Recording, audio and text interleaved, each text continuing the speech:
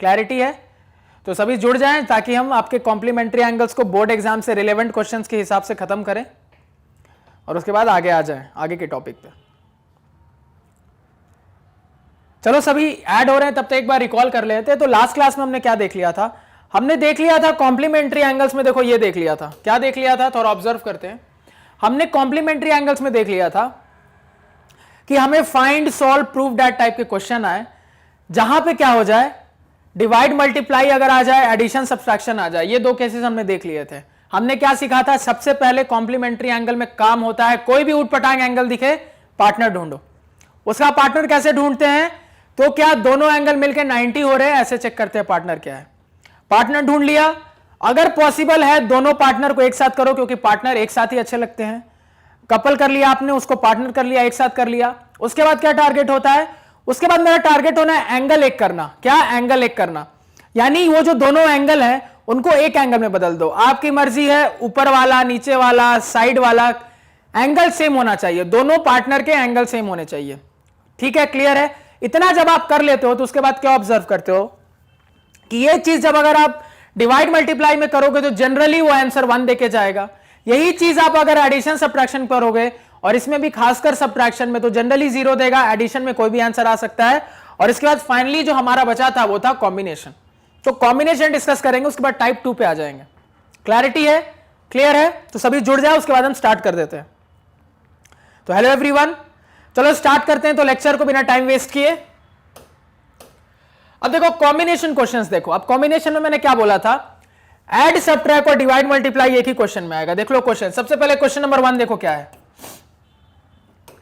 तो अगर मैं क्वेश्चन नंबर 1 की बात करूं तो क्वेश्चन कुछ इस प्रकार है, cos 70 degree divided by sine 20 degree plus cos 59 degree divided by sine 31 degree minus 8 sign square 30 degree. Clear है? क्वेश्चन आपका ये है। अब देखो ये कॉम्बिनेशन है क्या? बिल्कुल है। डिवाइड मल्टीप्लाई भी, डिवाइड भी एक साथ है और एडिशन सब्ट्रैक्शन भी एक साथ है, तो कॉम्बिनेशन क्वेश्चन है। तो कॉम्बिनेशन क्वेश्चन के आंसर कुछ भी आ सकता है, तो ध्यान से हैंडल करेंगे। देखो यहां पे सबसे पहला एम क्या है हमारा? पार्टनर ढूंढना। अब देखो सबसे पहला एंगल दिखा 70 का पार्टनर 90 माइनस 70 20 होना चाहिए। 20 एक साथ ही है, दिक्कत नहीं है। आगे एंगल दिखा 59, इसका पार्टनर होना चाहिए 31, दिक्कत ही नहीं है, एक साथ ही है। और साइन 30 अकेला ही काफी है भाई, साइन 30 अकेला ही काफी है, इसके हम वैल्यू जानते हैं। अब देखो उसके बाद हमने क्या कहा था? जो पार्टनर आपने ढूंढे उसको एक साथ कर लो। एक साथ करने के बाद क्या करते हैं? किसी एक एंगल में चेंज कर दो। आपकी मर्जी है दोनों को 20 बना दो, आपकी मर्जी है दोनों को 70 बना दो, आपकी मर्जी है दोनों को 59 बना दो, आपकी मर्जी है दोनों को 31 बना दो। देखते हैं यहां पे, मान लो ऊपर वाले को बदलता हूं तो क्या लिखूंगा? cos 70 को 90 माइनस 20 लिख सकता हूं मैं, कोई दिक्कत। नीचे डिवाइड में साइन 20 डिग्री। मान लो यहां पे मुझे नीचे वाले को बदलने का मन है, मेरी मर्जी, मैं नीचे वाले को बदल देता हूं। यहां पे क्या लिखूंगा? cos 59 degree. डिनोमिनेटर में क्या लिखूंगा? देखो साइन। अब देखो नीचे वाले को मुझे 59 करना है तो क्या लिखूंगा? साइन 90 माइनस 59, क्योंकि 90 माइनस 59 ही 31 होता है। और आगे जो है उसको लिख लेता हूं 8 साइन स्क्वायर 30 डिग्री। क्लियर है? अब यहां से आगे कंटिन्यू करते हैं। देखो cos 90 माइनस थीटा क्या होता है फॉर्मूला? cos साइन में बदल जाता है, साइन थीटा। साइन 20 डिनोमिनेटर में भी साइन 20। आगे प्लस ऊपर cos 59 डिग्री है, 59 लिख लिया, डिवाइडेड बाय नीचे साइन 90 माइनस थीटा किसमें बदल जाता है? cos में, cos 59 डिग्री, दोनों 59 आ गया, एंगल सेम कर लिया, minus 8 sign square 30 degree. Clear है? अब देखो आगे यहां पे क्या ऑब्जर्व हो रहा है? यहां पे साइन 20 कट गया, cos 59 कट गया, तो कितना आ गया? 1 आ गया। ये भी कितना आ गया? 1 आ गया। माइनस साइन 30 1/2, 1/2 का स्क्वायर कितना होता है? 1/4, 8 इंटू 1/4 2 आ जाएगा। तो 2 माइनस 2 कितना आ गया? 0। इस क्वेश्चन का आंसर 0 आया। याद मत रखना कि 0 ही हर बार आंसर आएगा, प्रोसेस यही है। क्या क्या किया हमने? जो बेसिक करते हैं, सबसे पहला काम पार्टनर ढूंढना। पार्टनर ढूंढने के बाद पार्टनर एक साथ अगर पॉसिबल है तो करते हैं। पार्टनर ऑलरेडी एक साथ थे तो दिक्कत नहीं हुई। उसके बाद क्या करते हैं? जो दोनों पार्टनर है उसको एक में बदल देते हैं, यानी कि एंगल एक कर देते हैं पार्टनर का, एंगल सेम कर देते हैं पार्टनर का, यानी कि एंगल सेम करेंगे पार्टनर का। आपकी मर्जी है दोनों को 70 बना दो, दोनों को 20 बना दो, आपकी मर्जी है दोनों को 59 बना दो, दोनों को 31 बना दो, बिल्कुल आपकी मर्जी है। और जो अकेला ही काफी है उसके लिए तो दिक्कत ही नहीं है, तो एंगल सेम कर दिया। आप जैसे ही एंगल सेम करते हैं तो जो हम देखने लगते हैं वो चीजें यहां पे ऑब्जर्व हो रही हैं। अब देखो इसके अंदर ये क्वेश्चन हम डायरेक्टली देख चुके हैं, डिवाइड है, डिवाइड में हमने पढ़ा था ना 1 आता है आंसर, देखो 1 आ रहा है। तो ये चीजें आपको दिखनी चाहिए, जो हो रहा है हर चीज जो बताते हैं अप्लाई हो रही है। कुछ नहीं करते, एंगल सेम कर देंगे, एंगल जैसे ही सेम करोगे सवाल अपने आप खत्म हो जाएगा। एंगल सेम करने के बाद आपको अपने आप चीजें ऑब्जर्व होने लगेंगी, तो ये आपको क्लैरिटी होनी चाहिए। क्लियर है? 1 समझ में आया कॉम्बिनेशन का। क्वेश्चन नंबर 2 देखते हैं। अब देखो 2 डायरेक्टली मैं इसी के नीचे बना देता हूं क्योंकि प्रॉपरली दिख रहा है। सबसे पहला काम क्या होता है? पार्टनर ढूंढना। पार्टनर ढूंढते हैं। 58 का पार्टनर क्या होना चाहिए? 90 माइनस 58 कितना आ जाएगा? 32। बिल्कुल पार्टनर मिल गया, दोनों एक साथ भी है, दिक्कत ही नहीं है। 22 का पार्टनर क्या होना चाहिए? 68 होना चाहिए। 68 मिल गया, एक साथ ही है, दिक्कत नहीं है। अब आगे यहां पे देखो, यहां पे अब ध्यान से सुनना। 38 का पार्टनर क्या होना चाहिए? 52। पूरे एक्सप्रेशन में 52 कहीं दिख रहा है? बगल में ही दिख रहा है, एक साथ ही है। आगे ढूंढो पार्टनर। 18 का पार्टनर क्या होना चाहिए? 72 होना चाहिए, दिख गया, मार्क कर लिया। 35 का पार्टनर कितना होना चाहिए? 55 होना चाहिए, बगल में मिल गया, मार्क कर लिया। पहले पार्टनर एक करो, 60 अकेला ही काफी है। अब उसके बाद मैंने क्या कहा था? पहले पार्टनर ढूंढो और अगर हो सके तो पार्टनर को एक साथ करो। तो पार्टनर एक साथ पहले कर लेते हैं। cos 58 डिग्री, ये भी आपका प्रीवियस ईयर का क्वेश्चन है सीबीएसई का, sin 32 डिग्री प्लस ये तो ऑलरेडी एक साथ है तो इसके लिए तो दिक्कत ही नहीं है, बाई cos 68 डिग्री। उसके बाद माइनस, अब देखो ये ऊपर में भी ऑलरेडी एक साथ है तो दिक्कत नहीं है, इंटू कोसेक 52 डिग्री। नीचे थोड़ा सा रीअरेंजमेंट करना पड़ेगा पार्टनर एक साथ करने के लिए। तो 18 को साथ चाहिए किसका? 72 डिग्री का, तो एक साथ करो, tan 18 degree into tan 72 degree. उसके बाद ये एक साथ कर लिया आपने, इंटू 35 को साथ चाहिए 55 का, तो tan 35 degree into tan 55 degree, ये एक साथ कर लिया। उसके बाद tan 60 डिग्री, ये अकेला ही काफी है, इसको अकेला ही रहने दिया। ये सारी चीजें डिवाइड में, तो स्टेप बाय स्टेप बस जो पढ़ा है वो करते जा रहे हैं। पार्टनर ढूंढो, अगर पॉसिबल है तो एक साथ करो, कर लिया। अब उसके बाद क्या काम होता है हमारा? अब पार्टनर जो भी है उन एंगल्स को सेम कर दो, या फिर मैं क्या कहता हूं यहां पे कि एंगल को एक ही बना दो। आपकी मर्जी है दोनों को 58 बना दो या दोनों को 32, आपकी मर्जी है दोनों को 22 बना दो, दोनों को 68 एंड सो ऑन। उसके बाद क्या कहते हैं? एंगल एक करते हैं। तो एंगल एक करना स्टार्ट करते हैं। अब देखो मान लो यहां ऊपर वाले को बदलता हूं तो क्या लिखूंगा? cos 90 माइनस 32 लिख सकता हूं इसको मैं, डिवाइडेड बाय नीचे sin 32 डिग्री, प्लस यहां भी ऊपर वाले को बदलता हूं sin, इसको लिख सकता हूं 90 माइनस 68 डिग्री, नीचे क्या लिख दूंगा? cos 68 डिग्री माइनस, अब देखो ऊपर cos 38 डिग्री इंटू कोसेक को मैं क्या कर देता हूं? 90 माइनस 38 कर देता हूं 52। अब देखो आपकी मर्जी है, यहां पे प्योरली आप cos को भी बदल सकते थे, आप किसी को बदलो, बस पार्टनर एक साथ रखो पहले। उसके बाद जिसको भी बदलोगे आंसर पे फर्क नहीं पड़ेगा, दोनों से आंसर आ जाएगा। डिवाइडेड बाय नीचे, नीचे देखो tan को बदलूंगा तो क्या लिख दूंगा? 90 माइनस 72, और इसके बगल में ऑलरेडी tan 72 डिग्री है, एक साथ। उसके बाद tan 35 को बदलना चाहता हूं तो क्या लिखूंगा? tan 90 माइनस 55 इंटू क्या लिखूंगा? tan, इंटू लिखूंगा tan 90 माइनस 55 लिख लिया इंटू tan 55, इसको एक साथ कर लिया। और लास्ट में क्या बचा है? tan 60। क्लियर है? अब उसके बाद cos 90 minus theta sin theta बन गया, sin 32 डिग्री बन गया ये,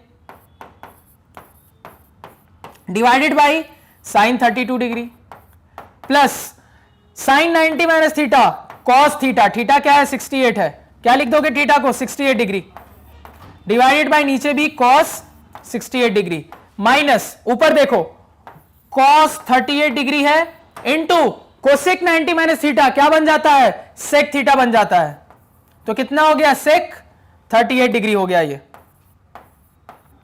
डिवाइडेड बाय, देखो divided by tan 90 minus theta cot theta बन जाएगा cot 72 degree into tan 72 degree multiply में फिर tan 90 minus theta cot theta बन जाएगा cot 55 degree into tan 55 degree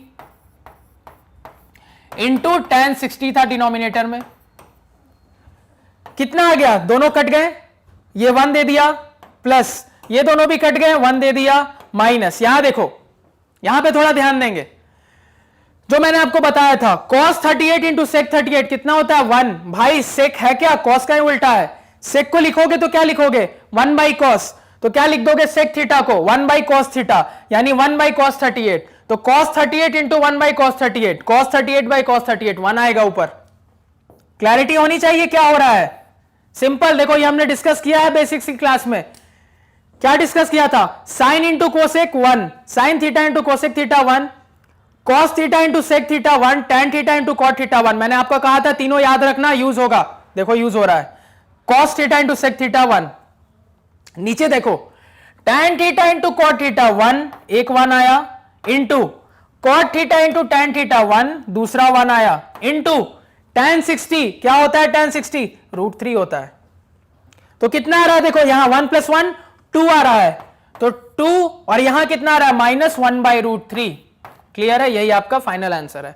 अब आपकी मर्जी है, आप इसको रैशनलाइज कर लो, नहीं जरूरत है तो मत करो। अगर रैशनलाइज करके लिखोगे तो क्या लिख दोगे?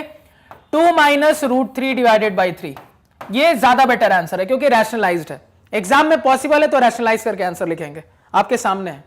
क्लैरिटी है थॉट्स की? बस जो पढ़ा है उसी को अप्लाई कर रहे हैं, बार बार जो पढ़ा उसी को अप्लाई कर रहे हैं। तो अगर ये टाइप 1 को पूरा अगर मैं अपने हाथों पे रखूं तो क्या क्या है? सबसे पहले सर काम होता है पार्टनर ढूंढना। पार्टनर कैसे पहचानते हैं? दोनों एंगल मिलकर 90 होती है।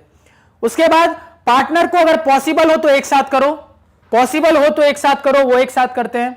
तीसरा काम, अब पार्टनर क्या है ना, जो आपने एक साथ कर दिया है, वो जो एंगल्स आपके आ रहे हैं उन एंगल्स को सेम बना दो। जो पार्टनर के एंगल्स है उनको सेम बना दो। यानी आप चाहो तो दोनों को ऊपर वाले में बदल दो या दोनों को नीचे वाले में बदल दो, जैसे चाहो, एंगल सेम होने चाहिए। जैसे ही आपने इतना कर दिया फिर आपको चीजें दिखने लगेंगी। बस सिंपल उसके बाद जो फॉर्मूला है 90 माइनस थीटा का लगाते जाएंगे, सॉल्व करेंगे, रिजल्ट हमारे सामने आ जाएगा। क्लैरिटी है? समझ में आ रहा है? कोई इशू, कोई परेशानी, कोई प्रॉब्लम नहीं होनी चाहिए, सब आपके सामने है। ठीक है, तो यहां पे आपका टाइप 1 खत्म होता है। अब देखो टाइप 2 देखते हैं। टाइप 2 बहुत कम है, बहुत छोटा सा है। क्या है टाइप 2 में? तो देखो टाइप 2 में कह रहा है ना, express angle between 0 to 45 degree. ये आपका एनसीईआरटी का क्वेश्चन है। क्या है कि आपको एंगल को 0 और 45 के बीच में ही रिप्रेजेंट करना है। यानी कि इस एक्सप्रेशन में जो एंगल है उसको देखो, प्रॉब्लम नंबर 1 और प्रॉब्लम नंबर 2 दोनों में देखो। 85 75 45 से बड़ा एंगल है, 65 49 45 से बड़ा एंगल है। आपका क्या काम है? इसको ऐसे एंगल में बदलना है कि 45 से कम में आ जाए। 0 से 45 में रहने का क्या मतलब है? 0 और 45 के बीच में हो, यानी कि 45 से कम हो। तो कैसे बदलेंगे? कुछ नहीं करना है, जो पढ़ा उसी को अप्लाई करेंगे। क्या अप्लाई करेंगे? पार्टनर एंगल का कंसेप्ट। क्या? पार्टनर एंगल का कंसेप्ट। अब देखो यहां पे, अब वो टाइप 1 का भूल जाना, पार्टनर एंगल वाला जो बताया था, यहां पे अलग टाइप का आएगा। क्या अलग आएगा? सवाल से समझते हैं। cot 85 degree plus cos 75 degree. ठीक है, ये सवाल है। अब इस एक्सप्रेशन को आपको ऐसा बदलना है ना कि ये जो दोनों एंगल है ये 45 डिग्री या उससे कम आ जाए। कैसे बदलेंगे? तो ध्यान दो, यहां पे इसका पार्टनर है क्या? पहले देखो 85 प्लस 75 करोगे तो कितना आ जाएगा? 160 डिग्री। बिल्कुल सर, पार्टनर नहीं है यहां पे, तो दोनों का पार्टनर अवेलेबल नहीं है। तो क्या किया जाए अब? तो जब पार्टनर अवेलेबल नहीं होता तो सिंपल हम क्या सोचेंगे, इसका पार्टनर होता तो क्या होता? तो इसका पार्टनर होता तो सर 5 डिग्री होता, इसका पार्टनर होता सर तो 15 डिग्री होता। यही होता पार्टनर। क्लियर है? अब उसके बाद आपको कुछ नहीं करना है, ये इसके जो पार्टनर होते हैं वो पार्टनर के टर्म्स में इसको कन्वर्ट कर देना है। आपको इसके पार्टनर को बुलाना पड़ेगा। पार्टनर है नहीं, पार्टनर को बुलाना पड़ेगा। क्यों? क्योंकि मुझे जो एंगल चाहिए वो 0 और 45 के बीच में होना चाहिए। तो अब क्लियरली दिख रहा है कि अगर मैं 85 को 5 में बदल दूं, 75 को 15 डिग्री में बदल दूं, तो ये 0 से 45 के बीच में है, तो मुझे पार्टनर बुलाना पड़ेगा। कैसे बुलाएंगे? बदल देते हैं। cot 85 को कैसे लिख सकता हूं? 90 माइनस 5 डिग्री। क्लियर है सभी को? इसको कैसे लिख सकता हूं? cos को cos 90 माइनस 15 डिग्री। क्लियर है सभी को? ये 90 माइनस 15 लिख सकता हूं। अब जब मैं ये लिख दूंगा तो cot 90 माइनस थीटा क्या होता है? tan थीटा होता है।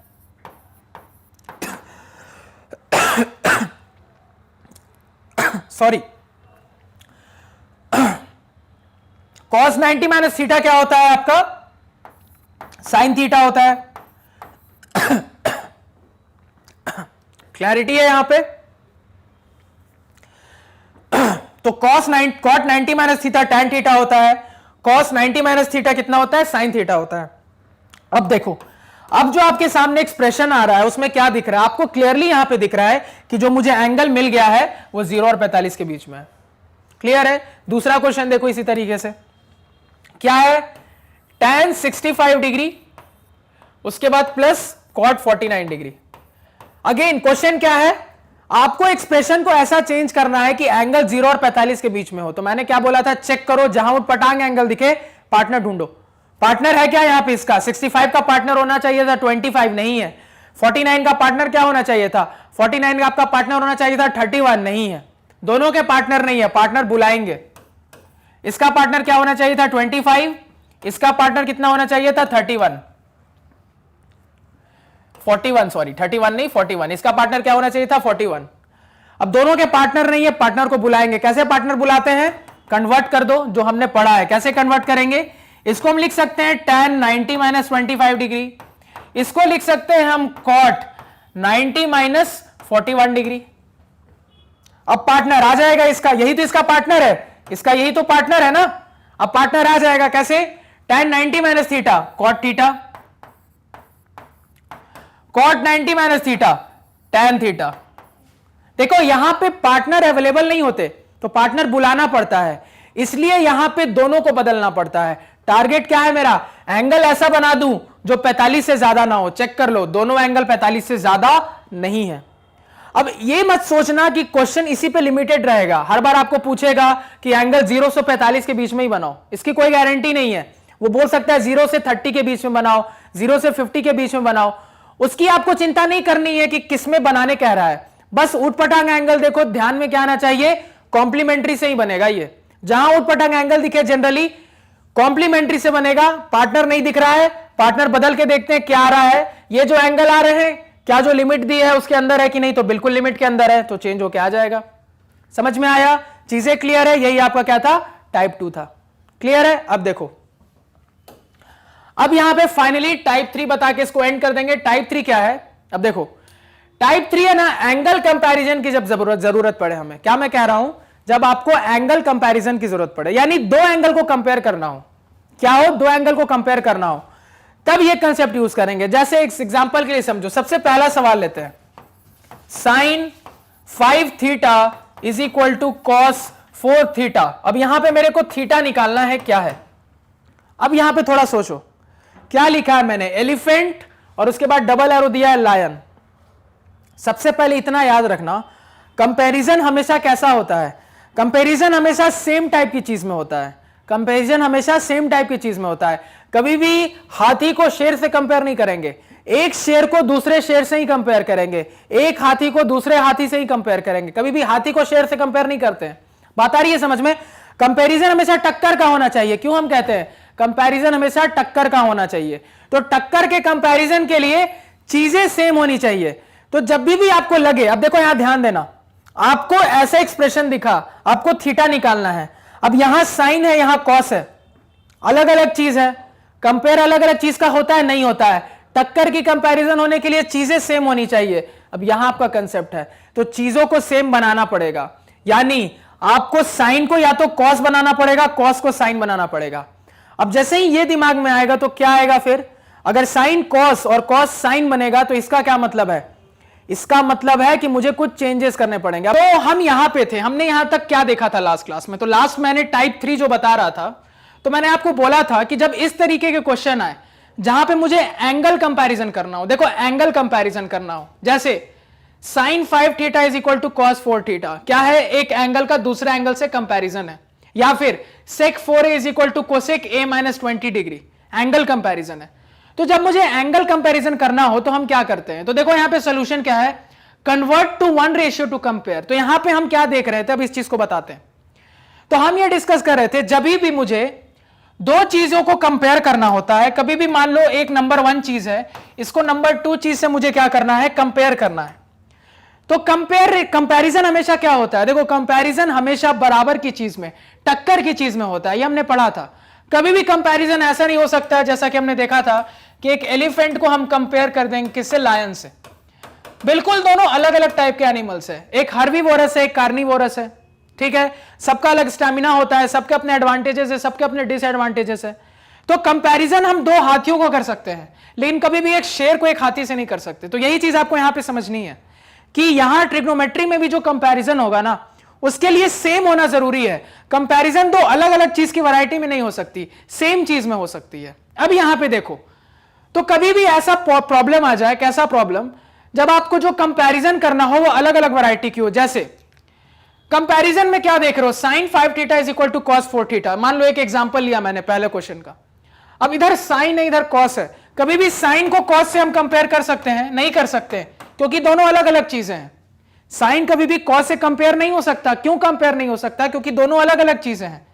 एक ट्रिग्नोमेट्रिक रेशियो, मान लो उसको मैं TR1 बोल दे रहा हूं, दूसरे ट्रिग्नोमेट्रिक रेशियो TR2 से तभी कंपेयर हो सकता है, उसी केस में कंपेयर होगा जिस केस में दोनों ट्रिग्नोमेट्रिक रेशियो सेम होंगे। ये आपको यहां पे समझना इंपॉर्टेंट है।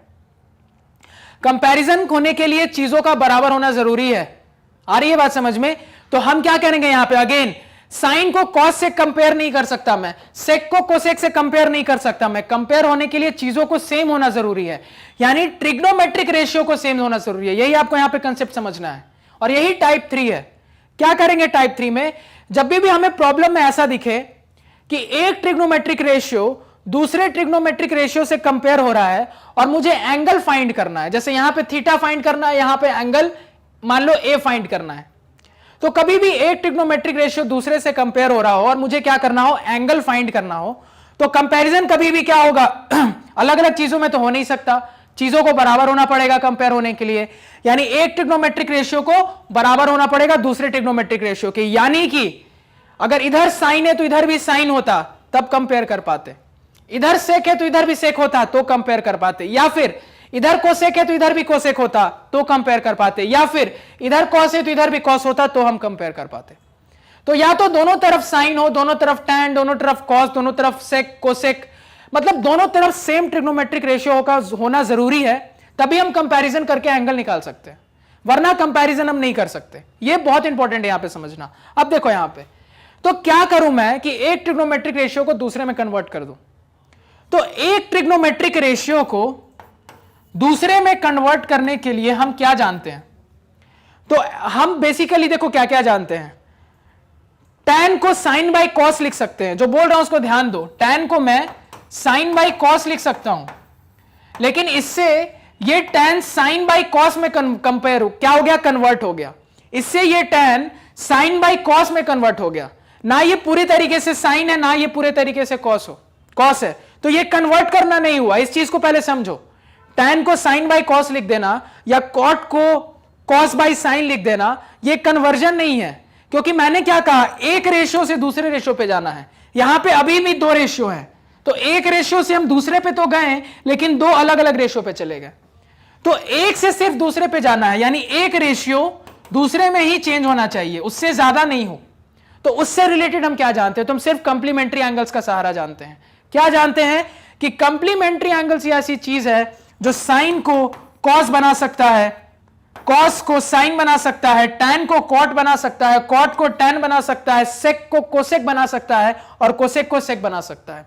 सिर्फ कंप्लीमेंट्री एंगल ही ऐसा कर सकता है।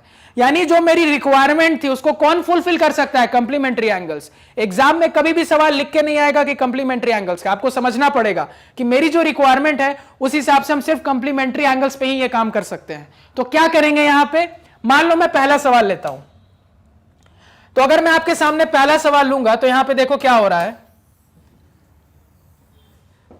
तो पहला सवाल एक बार देख लेते हैं तो आपको क्लियर हो जाएगा। क्या है, sin 5 theta is equal to cos 4 theta, find theta. ठीक है, यह सवाल आपके एग्जाम में जनरली आएगा ना तो 1 से 2 मार्क्स में आएगा, उससे ज्यादा नहीं आएगा।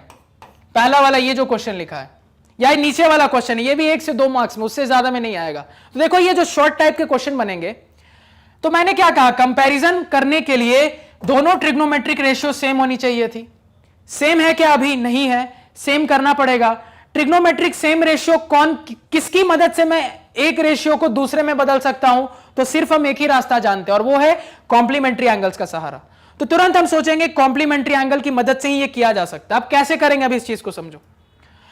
तो या तो मैं क्या करूं कि दोनों तरफ साइन बन जाए। आखिर क्या करना है मुझे, एक्चुअली मेरा एम क्या है, एक ट्रिग्नोमेट्रिक रेशियो को क्या करना है, दूसरे में चेंज करना पड़ेगा। क्यों? कंपैरिजन करने के लिए चीजें सेम होनी चाहिए। तो चीजें सेम करने के लिए या तो मैं साइन को भी कॉस बना दूं तो दोनों तरफ कॉस कॉस हो जाए, या फिर मैं इसको भी साइन बना दूं तो दोनों तरफ साइन साइन हो जाए। तो आप जिसको चाहो उसको कन्वर्ट कर लो, या तो आप इस साइन को कॉस बना दो या इस कॉस को साइन बना दो। मान लो इस कॉस को मैं साइन बनाना चाहता हूं, तो मैं कैसे लिखूंगा, sine 5 theta is equal to, देखो कॉस को मुझे क्या बनाना है, साइन बनाना है। कैसे लिख सकते हैं, हम जानते हैं sine 90 minus theta cos theta के बराबर होता है। Sine 90 minus theta cos theta के बराबर होता है। हम क्या जानते हैं, साइन से कॉस हम कैसे जाते हैं, जब हम लिख देंगे साइन 90 माइनस थीटा क्या होता है, कॉस थीटा के बराबर होता है। यही होता है sine 90 minus theta cos theta के बराबर। तो मुझे कॉस को साइन में बदलना है, तो मैं क्या करूंगा, इसको मैं इस फॉर्मेट में लिख दूंगा, साइन 90 माइनस थीटा के फॉर्मेट में। इससे क्या फायदा होगा, देखो गलत कुछ भी नहीं हुआ। क्यों? Sine 90 minus theta cos theta बन गया। देखो यहां पे थीटा का काम कौन कर रहा है, यहां पे थीटा का काम 4 थीटा कर रहा है। थीटा से तात्पर्य क्या होता है, एंगल है कोई। तो sine 90 minus angle is equal to cos of that angle. वो अल्फा भी हो सकता है, थीटा भी हो सकता है, कुछ भी हो। तो ये कोई एंगल है बस। तो मेरे को कॉस को साइन बनाना था, मतलब मैंने क्या किया, कॉस को किस फॉर्मेट में लिख लिया, साइन 90 माइनस थीटा के फॉर्मेट में। अब मैं देख रहा हूं इधर भी साइन है, इधर भी साइन है। अब मैं कंपेयर कर सकता हूं। अब मैं यहां से बोल सकता हूं कि मेरा जो 5 थीटा होगा वो 90 माइनस 4 थीटा के बराबर होगा। तो अब मैं क्या करूं, थीटा सॉल्व करना है, इजीली कर सकते हैं। 4 थीटा को इधर भेज दो, 5 प्लस 4 9 हो जाएगा। तो 9 थीटा इज इक्वल टू 90। तो थीटा कितना आ गया यहां से निकल के, 90 by 9 is equal to 10 degree. तो आपका थीटा कितना निकल के आ गया यहां से, 10 डिग्री। क्लियर है सभी को? ये आपका क्या था, 1 से 2 मार्क्स का क्वेश्चन था। तो बस ये ध्यान में रखना है कि एक ट्रिग्नोमेट्रिक रेशियो से दूसरे में बदलना जरूरत है। हमारी जरूरत इसलिए है क्योंकि कंपैरिजन हमेशा दो बराबर की चीजों में होता है। अगर हम ऐसा नहीं करेंगे तो कभी भी कंपेयर नहीं कर पाएंगे, और जब तक कंपेयर नहीं करेंगे तब तक एंगल नहीं निकल के आएगा। इसी तरीके से अगर दूसरा क्वेश्चन देखें, देखो दूसरा क्वेश्चन, दूसरे क्वेश्चन में क्या दिया है आपका, sec of 4a is equal to cosec of a minus 20 degree. ठीक है, और जहां पे बोल दिया 4a is an acute angle, जहां पे आपको क्या बोल दिया गया है, 4a is in acute angle. क्यों? अब देखो ये बोलना बहुत जरूरी है कि एक्यूट एंगल है। क्यों? जो पूरी कॉम्प्लीमेंट्री हम पढ़ते हैं, जो पूरा कॉम्प्लीमेंट्री का हम सीन देखते हैं, तो वहां पे एक्चुअली क्या होता है, समझो इस चीज को। जो पूरी कॉम्प्लीमेंट्री हम पढ़ते हैं तो कॉम्प्लीमेंट्री में क्या बोला जाता है, एक एंगल कोई ए है और कोई एंगल बी है, दोनों मिलके 90 होने चाहिए। तो जब दोनों मिलके 90 होंगे तो ऑब्वियसली मैं अगर ए को भी बोलूंगा तो वो भी अकेला 90 से छोटा होगा, बी को भी बोलूंगा तो अकेला 90 से छोटा होगा।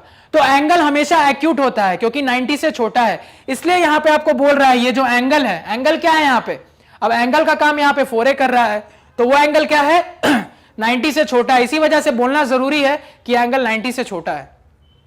क्लैरिटी है? अब देखो यहां पे, तो अगेन यहां पे सेम चीज, मुझे एंगल ए निकालना है, उसके लिए मुझे कंपैरिजन करना पड़ेगा, लेकिन कंपैरिजन हमेशा बराबर की चीज में होता है। यहां सेक है, यहां कोसेक है, बराबर नहीं है। तो क्या करूं, या तो मैं दोनों को सेक बना दूं या मैं दोनों को कोसेक बना दूं, आपकी मर्जी है, जिसको चाहो उसको बदल लो। मान लो मैं इस बार इसको बदलना चाहता हूं, तो सेक को कोसेक बनाने के लिए क्या लिखना पड़ेगा, मैं लिख सकता हूं cosec 90 minus theta is equal to sec theta.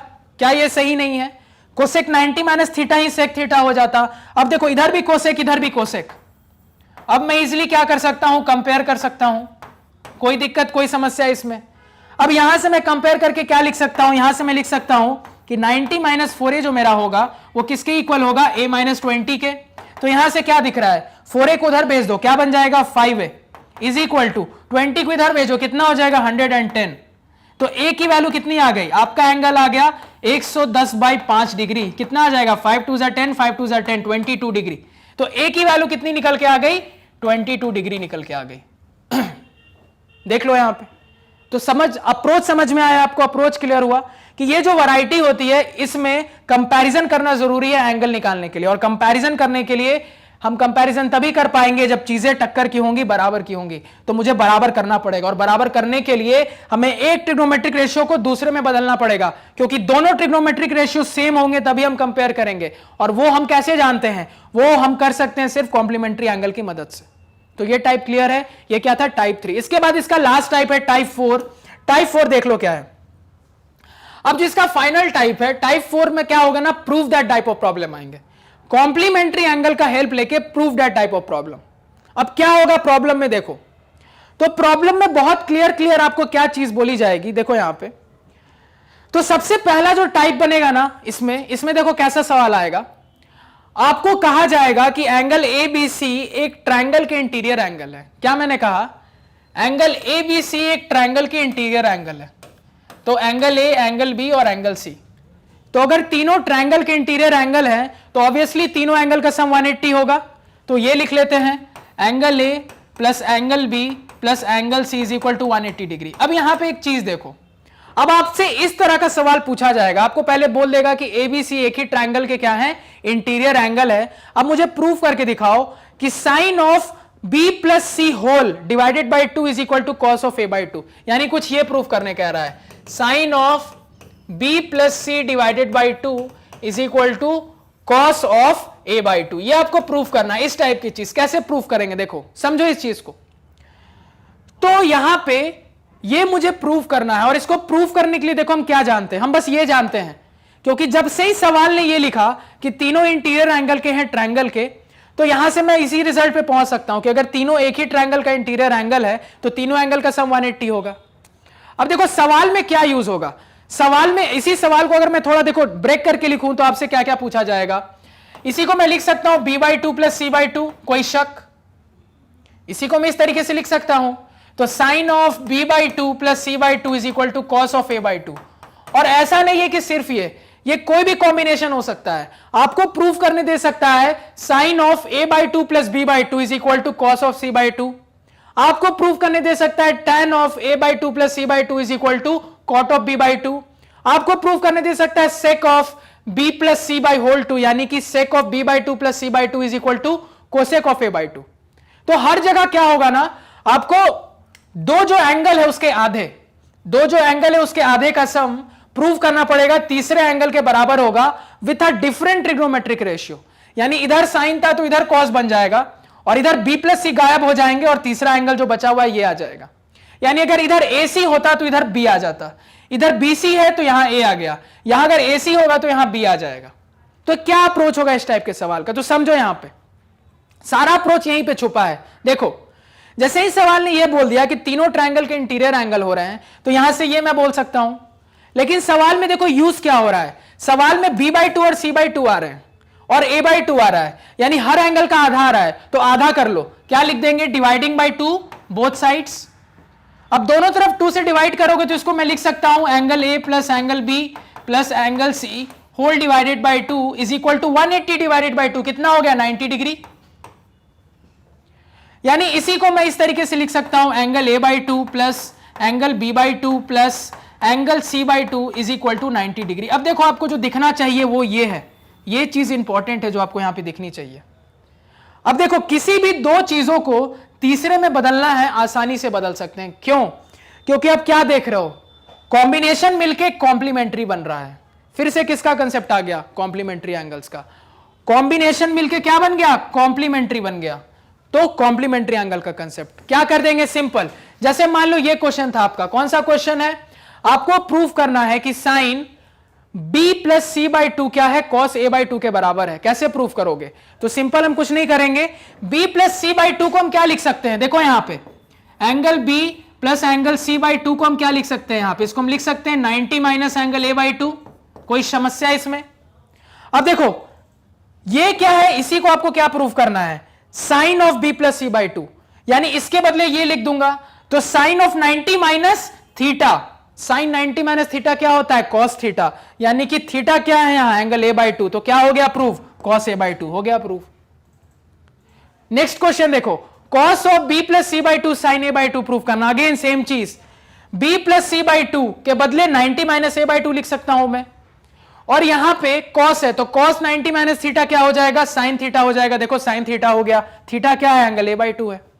तो तरीका वही होगा लिखने का, कंसेप्ट वही है कॉम्प्लीमेंट्री एंगल का। तो लिखने का प्रोसीजर कैसा होगा, सिंपल अगर मैं आपसे कहूं लिखने का प्रोसीजर, तो प्रोसीजर कुछ इस तरीके से होगा। और एग्जाम में ये क्वेश्चन अगेन 2 मार्क्स से ज्यादा में नहीं आएगा, 2 मार्क्स से ज्यादा में ये दोनों क्वेश्चन आपके एग्जाम में नहीं आएंगे। लिखने का प्रोसीजर क्या रहेगा, हम सिंपल लिखेंगे जिस तरीके से मैंने आपको बताया कि angle A plus B plus angle C is equal to 180 degree लिखेंगे। उसके बाद dividing by two both sides, यहां से आ जाएगा angle A by two plus angle B by two plus angle C by two is equal to 180 degree. अब यहां से जो आपको चाहिए रीअरेंज कर लो, जैसे मुझे बी प्लस सी चाहिए तो angle B by two plus angle C by two is equal to 90 minus angle A by to.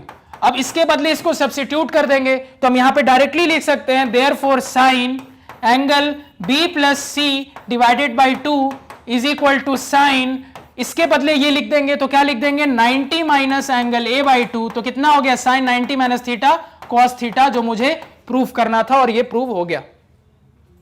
Cos 90 minus theta cos theta यहां से प्रूव हो गया। तो ये कंसेप्ट रहेगा सवाल का, क्लैरिटी है। तो यहां पे क्या यहां से समझ में आ रहा है, ए प्लस बी बाई टू को सी बाई टू में बदल सकते हैं, ए प्लस सी बाई टू को बी बाई टू में बदल सकते हैं। देख लो इन दोनों के बदले 90 माइनस बी बाई टू, इन दोनों के बदले 90 माइनस सी बाई टू, कुछ भी हो B plus C by two को ए बाई टू में बदल सकते हैं। तो ये आपको यहां पे ध्यान में रखना है। एक और कॉम्प्लीमेंट्री एंगल का शानदार क्वेश्चन, क्लियर है। तो एक बार आपको लिख के बता दूं यहां पे कैसे सॉल्व करेंगे, तो सभी यहां पे ध्यान देंगे। देखो लिखता हूं इसको, कैसे लिखेंगे, यहां पे लिखेंगे angle A plus angle B plus angle C is equal to 180 degree, और ब्रैकेट में यहां पे since sum of interior angles of a triangle 180 ये गिवन है, ये लिख लेना। अब यहां पे क्या लिखोगे, angle A divided by 2 plus angle B divided by 2 plus angle C divided by 2 is equal to 180 divided by 2 यानी कि 90 डिग्री, ब्रैकेट में लिख दोगे dividing by 2 both sides, clear है। अब देखो मेरे को काम किसका है, मुझे काम है एंगल बी प्लस सी का। किसका काम है, एंगल बी प्लस सी का काम है मुझे।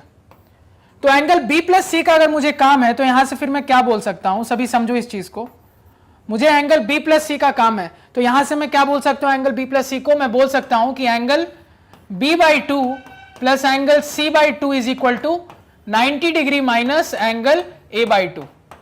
अब जैसे ही मैंने ये लिखा तो मैं यहां से अब एक और चीज बोल सकता हूं कि angle B plus angle C divided by two, जिसकी मुझे जरूरत है actually, is equal to 90 degree minus angle A divided by two, clear है। और इसको क्वेश्चन नंबर 1 बोल देंगे क्योंकि इसको हम आगे यूज करेंगे। अब आपको जो भी प्रूफ करना आप इजिली प्रूफ कर सकते हो। क्या लिखोगे, मान लो सबसे पहला जो आपको प्रूफ करना है, एलएचएस क्या दिया है आपको, तो आपको एलएचएस दिया है कि sine B plus C by two बताओ, तो sine B plus C by two, तो B plus C by two के बदले क्या लिख सकते हो, 90 माइनस ए बाई टू, तो sine 90 degree minus angle A by two, तो साइन 90 माइनस थीटा क्या हो जाता है, कॉस थीटा, तो कॉस ए बाई टू, यही आपका क्या है फाइनल आंसर है, is equal to RHS, hence proved. इसी तरीके से आप इसको प्रूव कर सकते हो, कोई दिक्कत नहीं है। तो हमने ये देख लिया था, बहुत इजीली समझ लिया था क्या करना है, एक बार आपको लिख के बता दिया। एग्जाम में ये क्वेश्चन जनरली आपको आएगा ना तो 2 मार्क्स तक में आएगा, 2 मार्क्स से ज्यादा में नहीं आता, बहुत हुआ तो 3 मार्क्स में, 2 से 3 मार्क्स बहुत है इस क्वेश्चन के लिए, इसकी क्लैरिटी रखना सभी। ओके, तो ये हो गया, आपने सॉल्यूशन देख लिया। अब सब कनेक्ट हो जाए, इसके बाद मैं स्टार्ट कर देता हूं। चलो हेलो एवरीवन, हेलो, चलो अब देखो यहां पे, तो अब इसमें क्या है ना, बस एक लास्ट क्वेश्चन मैंने रखा है कि यहां पे भी समझेंगे कॉम्प्लीमेंट्री एंगल का कंसेप्ट है। देखो यहां पे सवाल कुछ इस तरीके से, पहले ये जो मैंने बना दिया इसको आप नोट कर लिया होगा, इसको मैं रब कर देता हूं। देखो यहां पे सवाल क्या है एक्चुअली, तो सवाल कुछ इस तरीके से है कि रूट अंडर एक बड़ा सा ट्रिग्नोमेट्रिक एक्सप्रेशन है जिसमें एंगल ए भी है और एंगल बी भी है।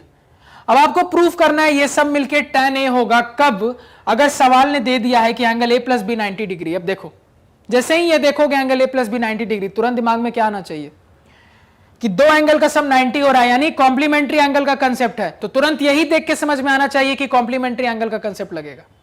दूसरे तरीके से भी आप सोच सकते थे, देखो कैसे सोच सकते थे कि नहीं समझ में आ रहा है कि कॉम्प्लीमेंट्री एंगल का कंसेप्ट लगेगा, तो आपको लगेगा कि ये एक ट्रिग्नोमेट्रिक आइडेंटिटी है जो अभी तक हमने पढ़ा नहीं है, उसको प्रूव करना है। लेकिन एक चीज ऑब्जर्व करना, ट्रिग्नोमेट्रिक आइडेंटिटी में एंगल नहीं बदलता है, एंगल जनरली सेम रहते हैं। यहां पे एंगल बदल गए हैं, देखो यहां पे एंगल ए है, यहां पे एंगल बी है, यानी कि ट्रिग्नोमेट्रिक आइडेंटिटी का ये भी क्वेश्चन नहीं है, प्योरली उसका क्वेश्चन नहीं है। तो यहां से भी मुझे हिंट मिल रहा है कि ये कॉम्प्लीमेंट्री एंगल का क्वेश्चन है। तो अगेन कॉम्प्लीमेंट्री एंगल का कंसेप्ट लगाएंगे। अब देखो क्वेश्चन में कैसे प्रोसीड करेंगे, समझो।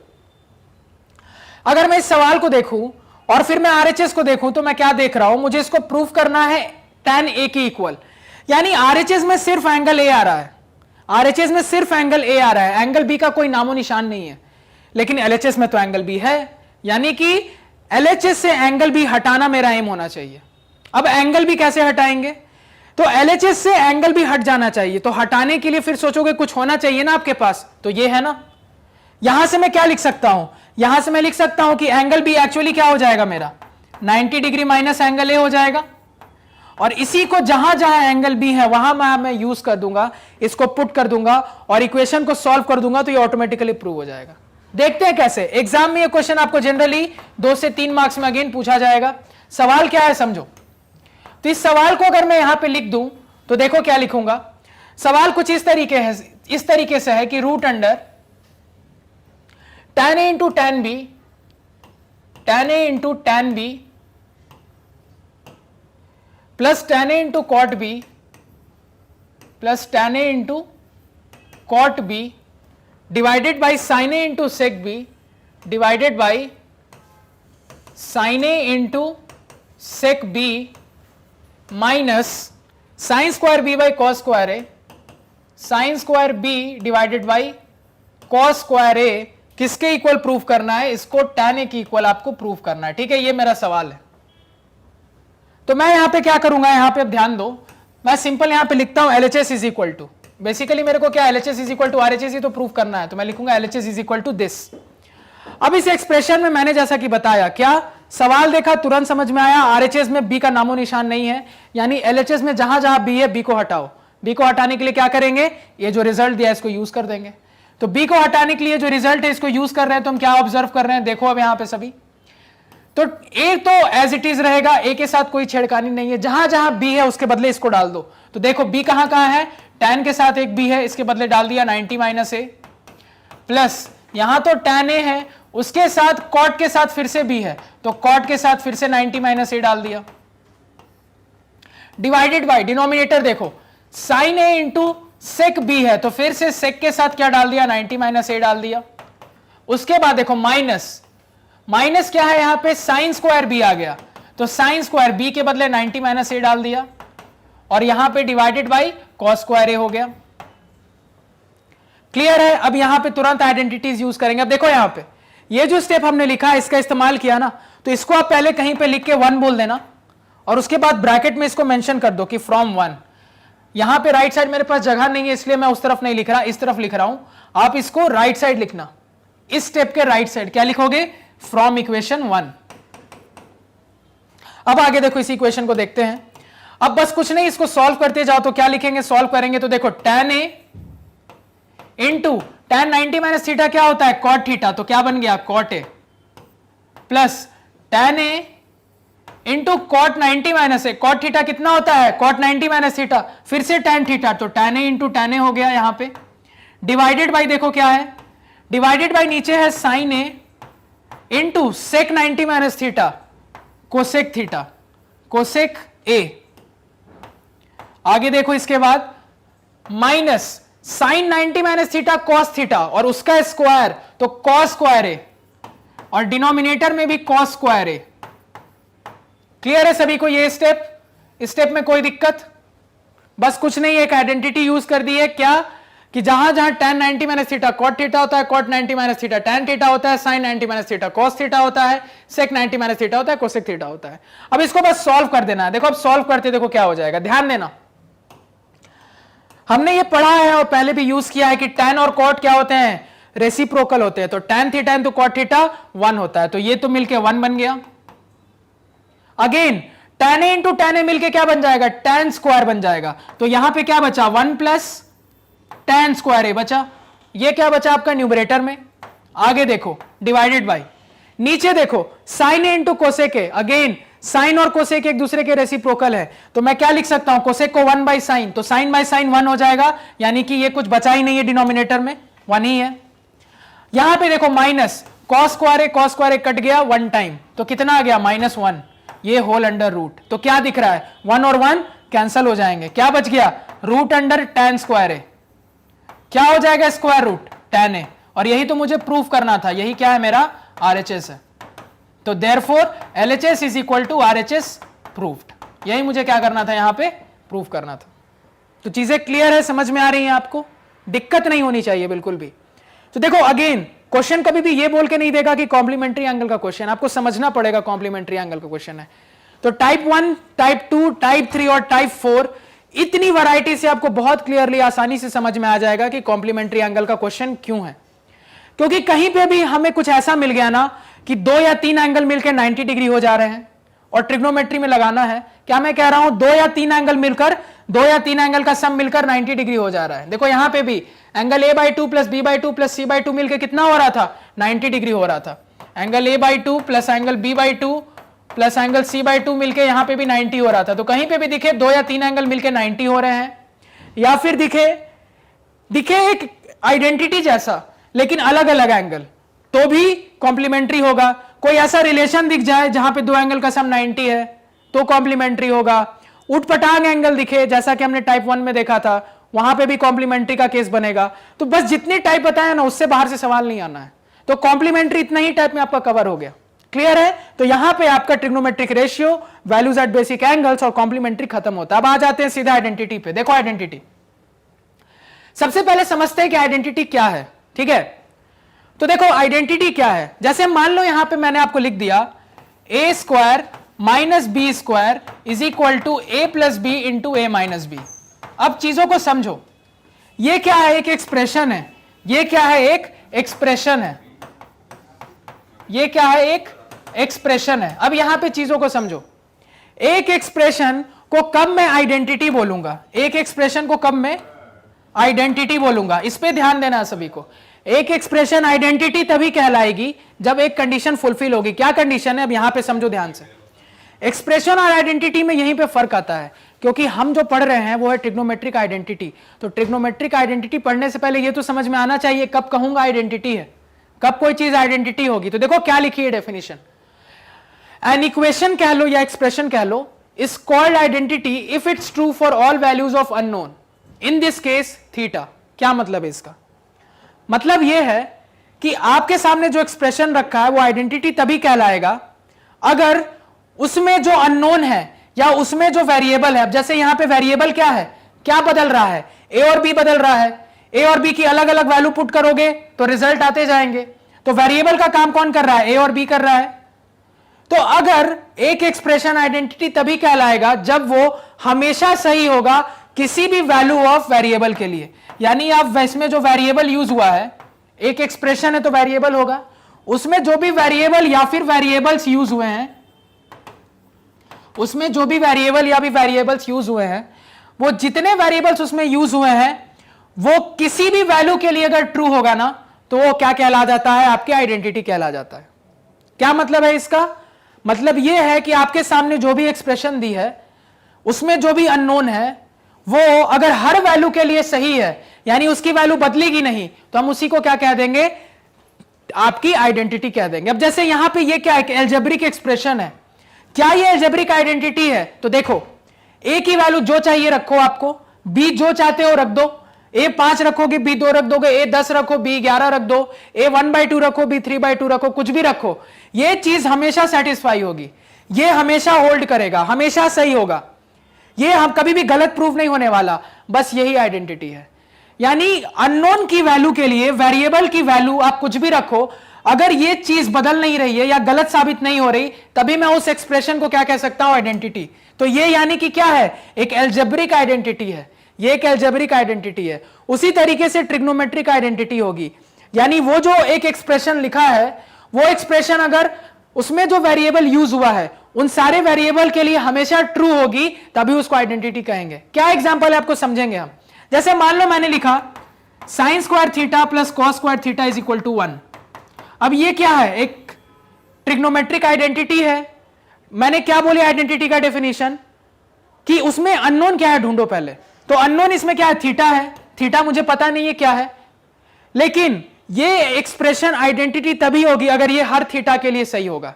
तुम इसमें कोई भी एंगल डालो ये हमेशा 1 आएगा। तुम चाहो तो चेक कर लो, थीटा को 0 डालो, साइन 0 0, कॉस 0 1, 1 का स्क्वायर 1, 0 प्लस 1 1, प्रूव हो गया।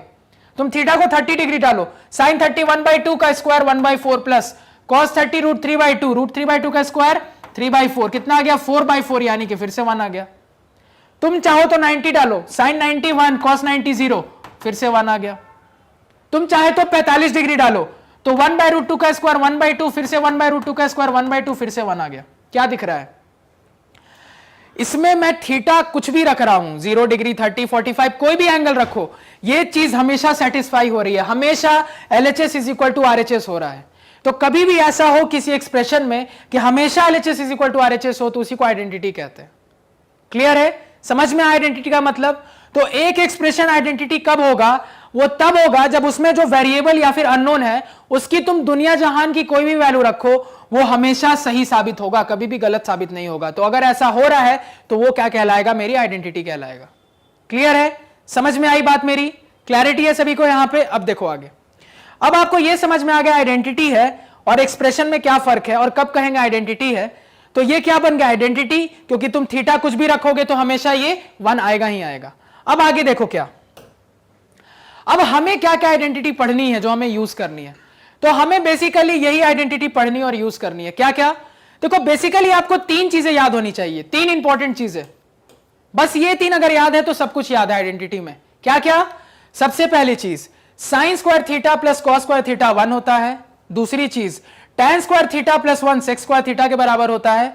तीसरी और फाइनल चीज 1 plus cot square theta 1 plus tan square theta sec square theta 1 plus cot square theta cosec square theta के बराबर होता है। अगर आपको ये याद है तो आप पूरी भी आइडेंटिटी का कोई भी सवाल बना सकते हो। आपको बस ये 3 याद होना चाहिए इस चैप्टर को बनाने के लिए, सबसे पहले इंपॉर्टेंट चीज।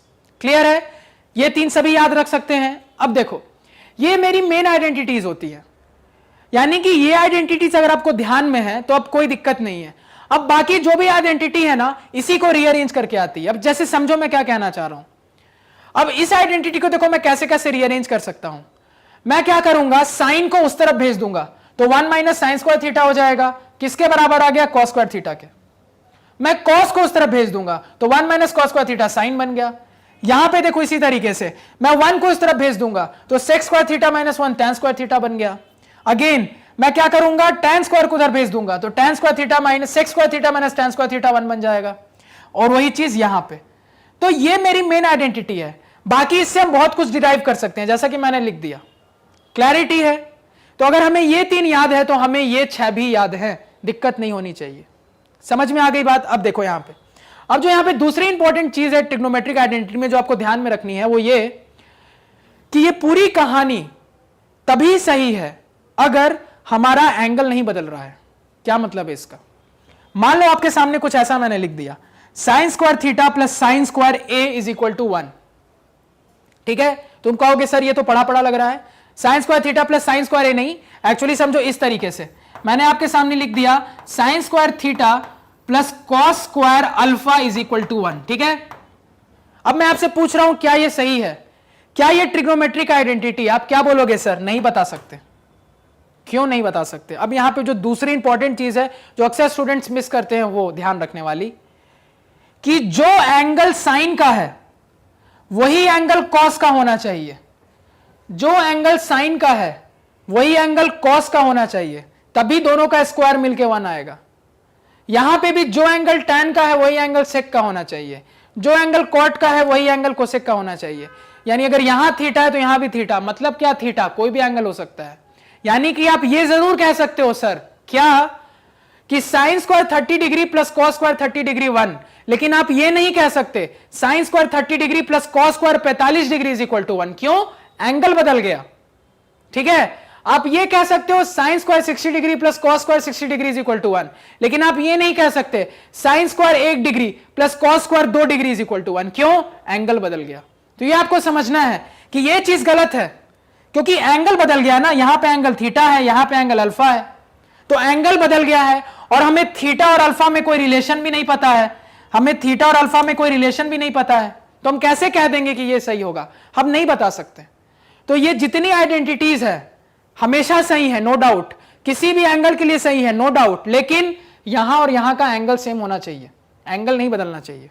जो एंगल यहां यूज होगा वही यहां यूज होगा, जो यहां वही एंगल यहां, जो यहां वही एंगल यहां, सेम अप्लाइज हियर, जो एंगल यहां वही यहां, जो यहां वही यहां, जो यहां वही वहां। क्लियर है? समझ में आ गई ये दोनों इंपॉर्टेंट बात? आगे आ जाओ।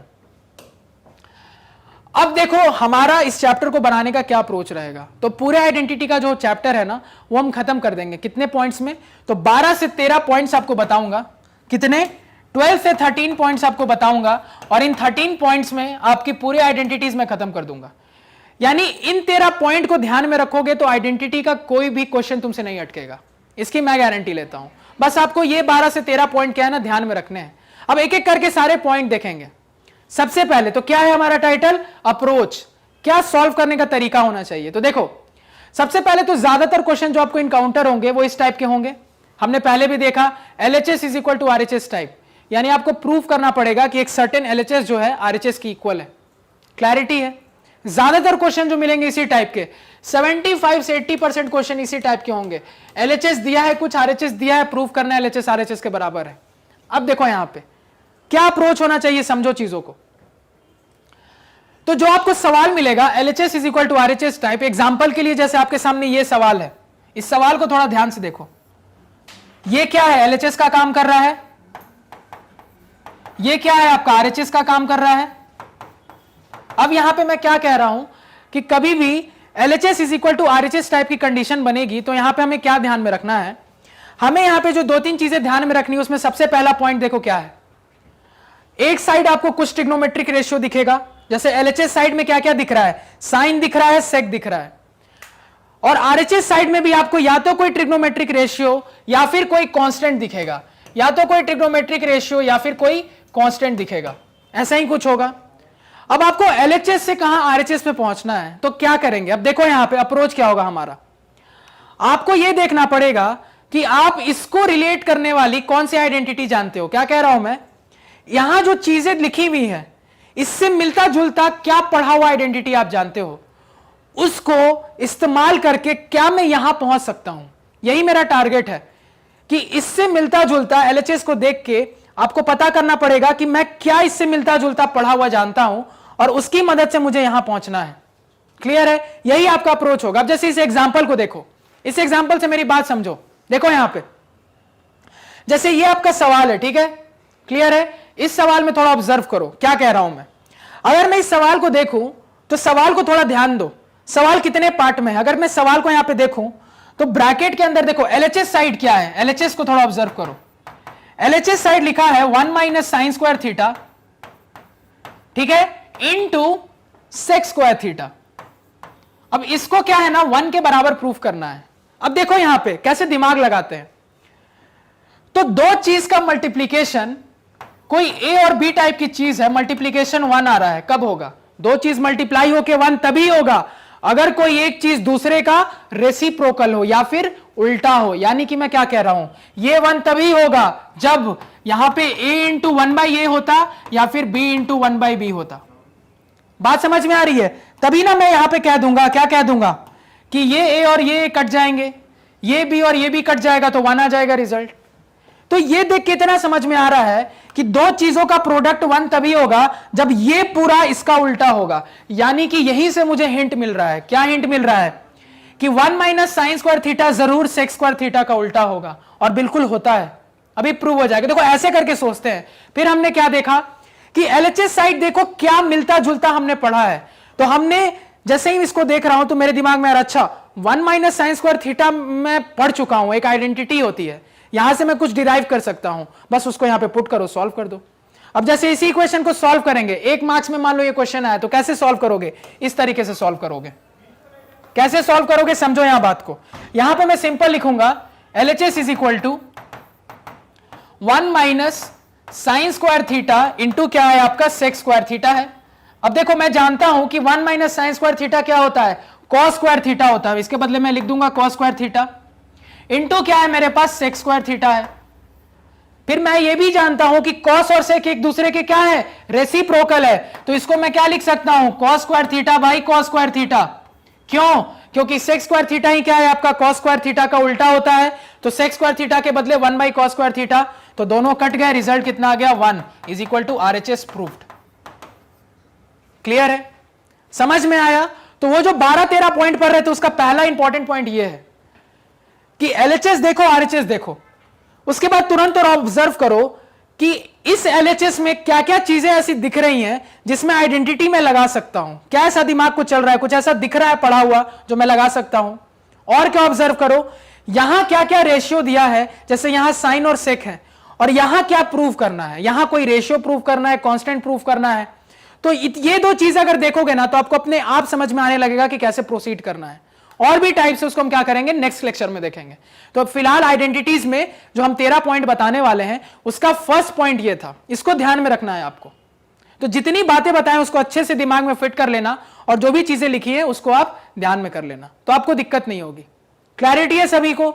अब इससे रिलेटेड जो भी बाकी चीजें हैं, और हमारी बहुत शानदार मजा आने वाला है पूरे आइडेंटिटी में।